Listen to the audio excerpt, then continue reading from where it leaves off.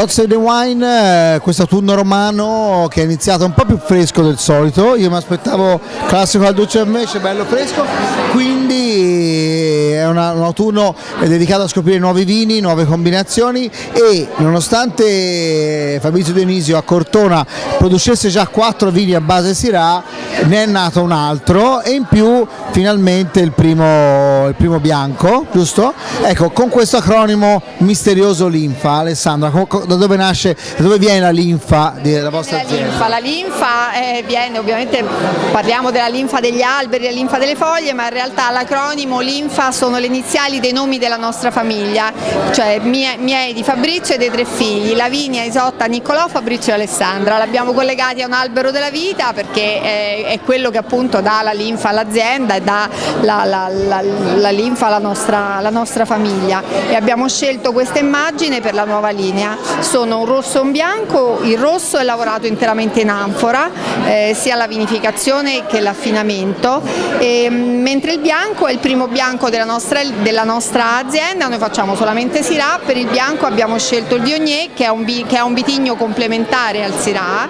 Ecco, perché nel Rodano il Syrah lo usano, il Viognier lo usano al 5% anche nell'Ermitage, per dire. Sì, e cosa serve? Lo usano per ammorbidirlo un po'? Per ammorbidirlo un po'. Noi invece abbiamo deciso di lasciare Syrah 100% e di vinificare il bianco, il Viognier in purezza, quindi è un 100% di Viognier, vinificato in parte in legno, in barrique e in parte in acciaio. Quindi Viognier cosa ci dobbiamo aspettare? Non è un vitigno famoso per l'acidità, la freschezza? Per l'immediatezza no, è un vitigno più, diciamo, è un vino più rotondo, più robusto, più corposo e un po' più impegnativo. Non è sicuramente un vino easy to drink, diciamo.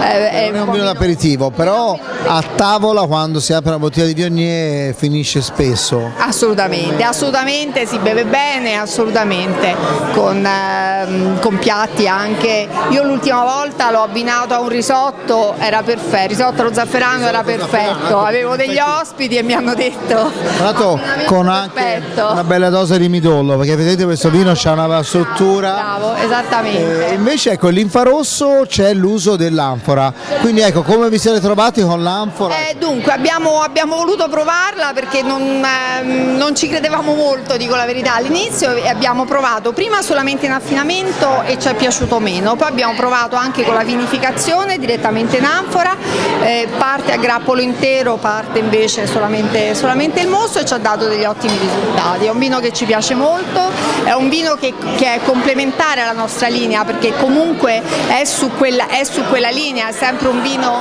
elegante, pulito, piacevole, con delle caratteristiche però forse un po' più minerali, un po' più...